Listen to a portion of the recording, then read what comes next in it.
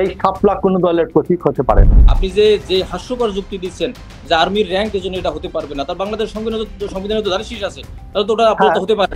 কমিশনে চলে যান, চ্যালেঞ্জ করছি, বলেন বাংলাদেশের যত আইন গাইড ইউনুস মিনুস যা আছে সব লইয়া আসেন, প্রতীক নেন দেখি শাপলা। 5 আগস্টের আগে 150 নিয়ে শুরু করছিলাম, পরে সেটা না 50টা।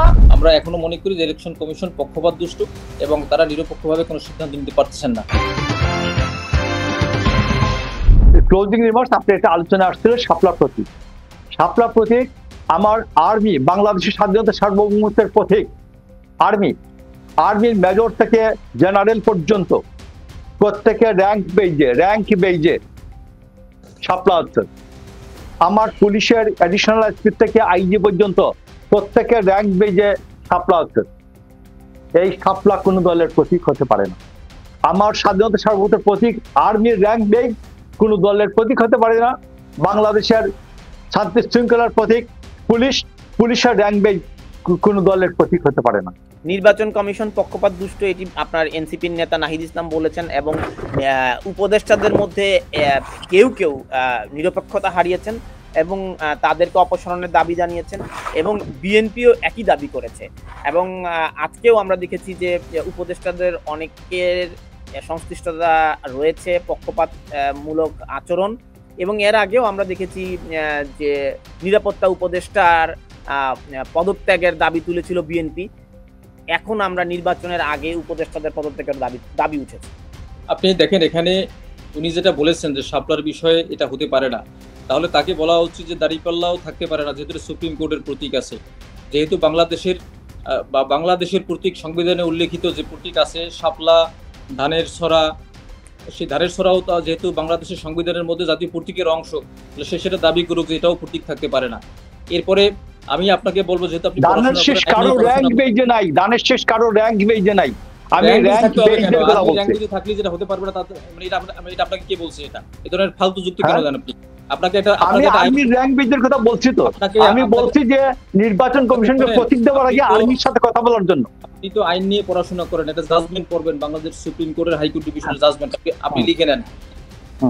12 বিএলসি 2007 পেজ নাম্বার 484, এটা নিয়ে বাংলাদেশে কোন প্রতীক থাকতে পারবে না, এখানে একজন ব্যক্তি রিড করেছিলেন যে লাঙ্গল, ধানের শীষ এবং নৌকা প্রতীক বাংলাদেশের কোনো দলের প্রতীক হতে পারে না। এই প্রসঙ্গে একটা রিট হয়েছে এবং সেই রিটের সুন্দর জাজমেন্ট আছে, কোনটা প্রতীক হতে পারে কি পারে না, কেন পারে না, এই ব্যাখ্যাগুলো এখানে আছে। আপনি পড়ে নেবেন, আপনি তো অনেক পড়েন, এটা পড়ে নিয়ে আমি আপনাকে আবারও বলছি 12 বিএলসি ওইখানে বলছে যে শাপলা প্রতীক দিতে পারবে। আপনি ওটা পড়ে নিয়েন, পড়ার পরে আপনি যুক্তি নিয়েন, আপনি আমার নাম্বার নিয়ে দেখেন। আপনি যে হাস্যকর যুক্তি দিচ্ছেন যে আর্মির র্যাঙ্ক এজন্য এটা হতে পারবে না, তার বাংলাদেশ সংবিধানে তো ধানের শীষ আছে, তাহলে তো ওটা আপনার তো হতে পারে না। ধানের শীষ মেজর জিনিস না, ধানের শীষ মেজর কোনো বিষয় না। ধানের শীষ যেভাবে আছে, ধানের শীষ রাষ্ট্রীয় প্রতীকে যেভাবে আছে ধানের শীষ, এইটা ভোটের প্রতীকে ওইভাবে না। ঠিক আছে, আপনি ওই জাজমেন্টটা পড়ে নিন, তাহলে আপনার আন্ডারস্ট্যান্ডিং ক্লিয়ার হবে। মুজাহিদুল ইসলাম শাহীন, পারে কোনটা পারে না। জাতীয় ফুল শাপলা, জাতীয় প্রতীক হিসেবে শাপলাটা ব্যবহার হয়। যেমন আপনি পয়সার মধ্যে আপনি সকল দূতাবাসে যান, সকল দূতাবাসের প্রবেশ পথের মধ্যে দেখবেন একটা শাপলা লাগানো আছে। হ্যাঁ, আপনি কমপ্লিট ভুল তথ্য দিচ্ছেন ভাই। আপনি জেনে নেন আগে, জাতীয় ফুল শাপলা কিন্তু জাতীয় প্রতীক শাপলা না, এককভাবে শাপলা না। আমি তো প্রতীকের কথা বলি না, আমি বলি যে জাতীয় ফুল শাপলা। বাংলাদেশের যত দূতাবাস আছে প্রবেশ পথে ঢোকার সময় আপনি দেখবেন শাপলা, আপনি পয়সার মধ্যে দেখবেন শাপলা, আপনি জাতীয় পদক যখন দেওয়া হয় তখনও দেখবেন একটা শাপলা। তো আপনারা এই জাতীয়ভাবে যে প্রতীকটি সর্বজনস্বীকৃত রাষ্ট্রীয়ভাবে ব্যবহার হচ্ছে, যেমন ধরুন এখানে রাষ্ট্রীয়ভাবে ব্রিটেনে ব্যবহার হচ্ছে এরকম লায়ন। হ্যাঁ, এখন লায়নটাকে রাজনৈতিক দলের প্রতীক হিসাবে যদি আপনি নিয়ে নেন, ঠিক এক্স্যাক্টলি লায়নটা যেভাবে ব্যবহার হয় ব্রিটেনের জাতীয় প্রতীকের জায়গায়, সেখানে যদি আপনি ব্যবহার করেন এটা নির্বাচন কমিশন দেবে না। তো আপনাদের বাংলাদেশের জাতীয় প্রতীক শাপলা না, এটা একটা ভুল আন্ডারস্ট্যান্ডিং। শাপলা জাতীয় প্রতীকের একটা অংশ, একটা পার্ট।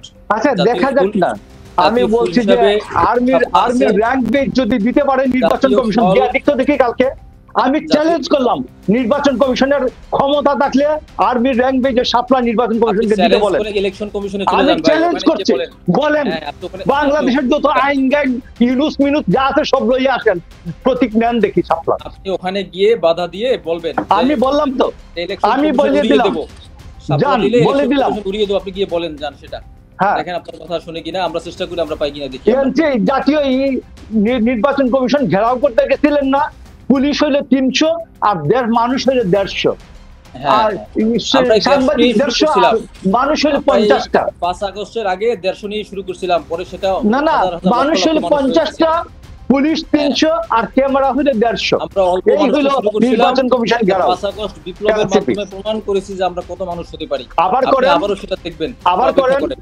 হ্যাঁ, আমি তো দেখলাম হবিগঞ্জে গিয়েছিলেন আগস্টে, হবিগঞ্জে গিয়েছিলেন আগস্ট মাসে, জুলাই মাসে, দেখলাম মানুষ হইলো 50টা, 300 পুলিশ আর 200 আর্মি। আপনার এই কথার উত্তর দিতে গেলে অনেক ধরনের কথা বলতে হয়। আমরা দুজনে যদি ফ্লোর ক্রস করি তাহলে আসলে আমরা আমি তো বলেন, আমি জনাব আহমেদ ঠাকুর আপনাকে বিনয়ের সাথে বলছি, আপনি একটু দম নিতে হবে আমার কাছে মনে হয়। আচ্ছা ঠিক আছে, আমি স্টপ, উনাকে দেন। হ্যাঁ হ্যাঁ, আপনি একটু দম নেন। আমি মুজাহিদুল ইসলাম শাহীন আপনার কাছে জানতে চাই, এই যে নির্বাহী